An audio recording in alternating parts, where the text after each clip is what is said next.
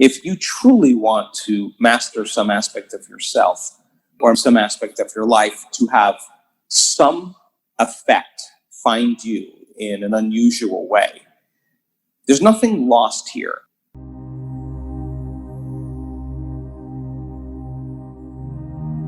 I'm your host, Dr. Joe Dispenza.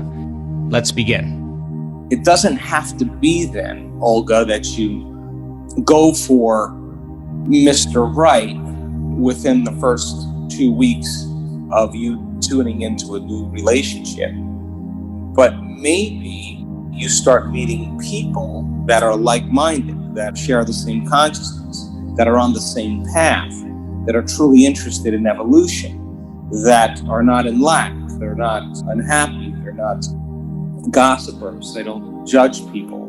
They know how hard it is to change themselves because they're engaged in the process of personal change and evolution. Those relationships that you meet with those different people could obviously lead to greater relationships with other people. So don't contract and try to force a round peg into a square hole. I would suggest that we back up a little bit, understand all the things that you've had in past relationships, make a decision with firm intention that you are done, and make that decision with a level of energy that causes your body to respond to your mind. The choice that you make in that moment becomes a moment in time, an experience that you never forget, a long-term memory. And the stronger the emotion you feel where you say, I'm done with this, not acting out of control, but with a level of intensity or a level of intention, the more you'll remember the choice that you make in your mind. And that's a huge explosion in the quantum field. And many people, when they come to the end and they say, I've done this, I've tried this, I've tried that, whether it's healing from a disease, whether it's having a mystical moment, whether it's just sitting through a meditation and overcoming yourself, whatever it is.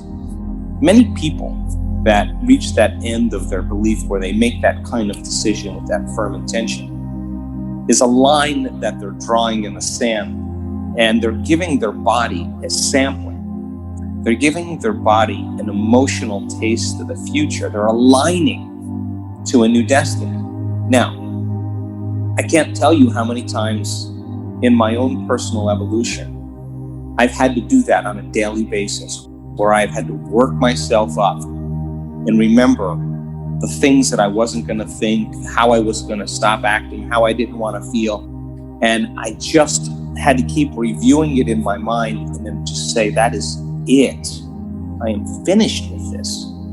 And many people fall to their knees and broken with diseases, and they have these moments and they make a decision and their life changes dramatically.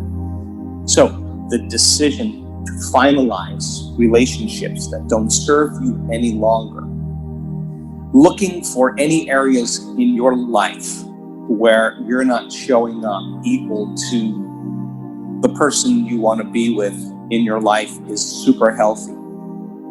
Deciding and reminding yourself how you want to be in every relationship and giving your best. And when you're not at your best, not blaming or making excuses or feeling sorry for yourself, but self-regulating and making your way back out of victimization. I think that when we start doing this and we start feeling worthy and worthy to receive, then we start noticing that our energies change and our relationships begin to change. And this is not something that's going to ever be a waste of time for anybody. I can tell you from experience, if you truly want to master some aspect of yourself or some aspect of your life to have some effect find you in an unusual way, there's nothing lost here.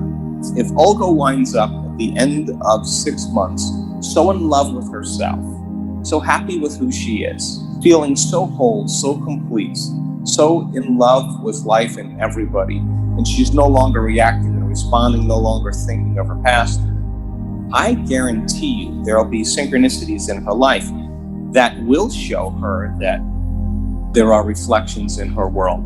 And that means that we can't do that for 15 minutes one day and then go back in for the rest of the day and be that unhappy person, or that person that's looking for it to happen so they can feel better.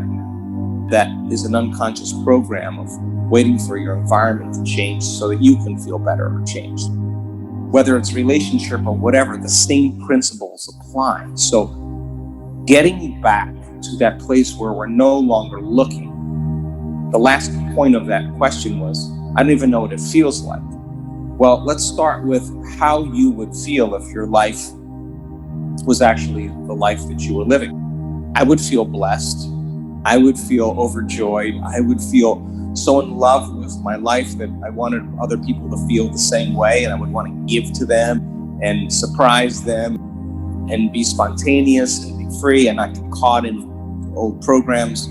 These are the things that we have to step out of on a daily basis. And so that feeling of being blessed in your life, that feeling of gratitude, means that you are actually in the state of receiving something new and being able to sustain that state where you feel the emotion of that future.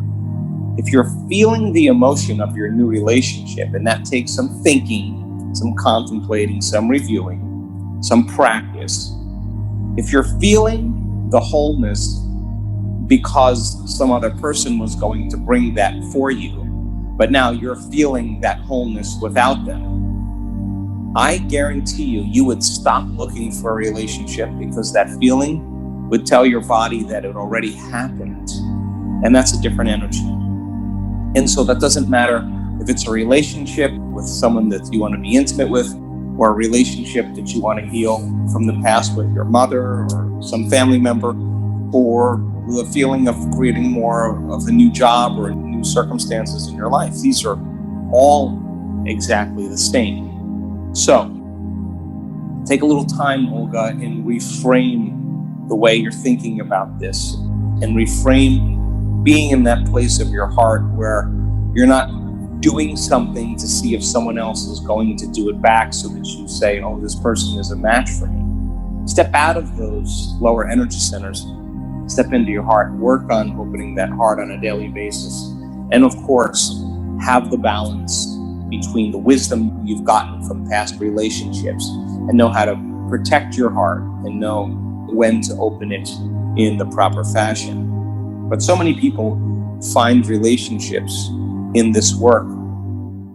Many times they're just at the point where they're just so in love with themselves and so in love with life that they stop looking for it.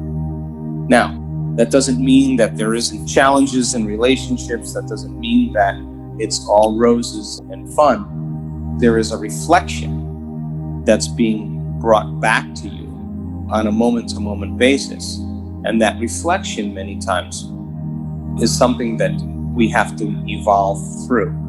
So friendships in relationships, trust in relationships, growth in relationships, support in relationships, respect in relationships, honor in relationships, truth in relationships.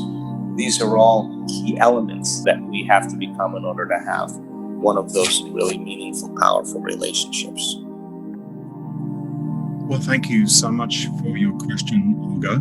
We're now going to put one of our live callers on, and I'm calling on Alejandro.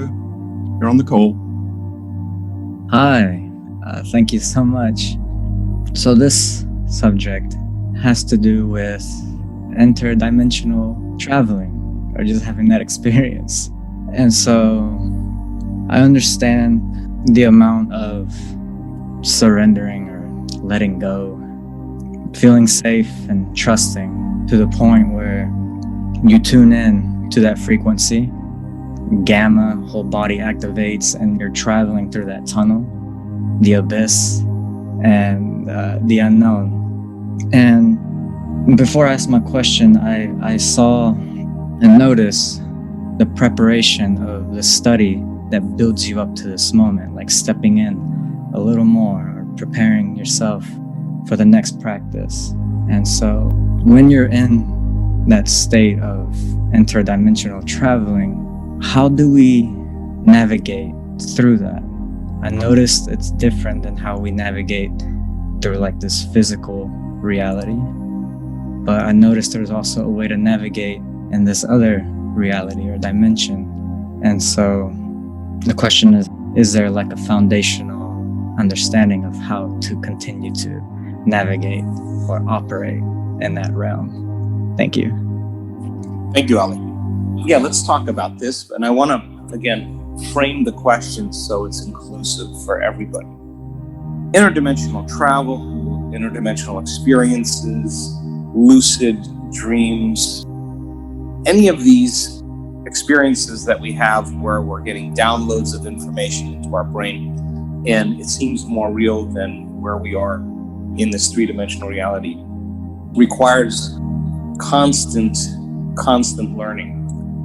And so in the realm that we live in right now, in three-dimensional reality, this realm called space-time, there's an infinite amount of space in this reality that we are all living in. And in this place where there's eternal space, we experience time by moving through space. So if I'm sitting on the couch and I want to go to my car that's outside, I'm aware, local, at one point of space and time. I'm aware, my awareness tells me I'm conscious here, but I become conscious of my car and it's somewhere else. So the separation between 2 points of awareness, as I move my physical three-dimensional material body through space and I walk to my car, the distance between cause, the thought of me being here, and the effect arriving at my car is called time. As I move through space, as I collapse space, I experience time. And if I want to go faster, I'm going to get there in a shorter amount of time. If I move slower, it's going to take more time. And so then this three-dimensional reality that we live in is defined by our senses. If you took away everything you're seeing, smelling, hearing, tasting, feeling, you would have no experience of three-dimensional reality. So our senses plug us into the three-dimensional world. And as we interact with material things, whether it's an object, a person, a body, a place, that information then is logged in our thinking neocortex, that convoluted walnut that sits underneath the human skull, which is the most evolved in human beings and dolphins. And that's that place where we can learn, we can reason, we can modify our behaviors, where sensory information is stored, we can associate memories, build new models, create, invent, speculate. In the frontal lobe, of course, is the part of the brain that allows us to modify our behaviors to do a better job in life or overcome conditions in our life and evolve. So when we do this, though, in three-dimensional reality, we come from source, from singularity, from oneness, from pure love. We descended down into three-dimensional reality, fooled by our senses, into this illusion of separation. There's me here and there's you there, and there's space and time between us. So everything that I'm perceiving in this three-dimensional reality that's material has everything to do with separation. So I feel disconnected from you. I feel disconnected from my car. I feel disconnected from my office. And so if I'm not in the physical presence of it, my office, then I'm separate from it.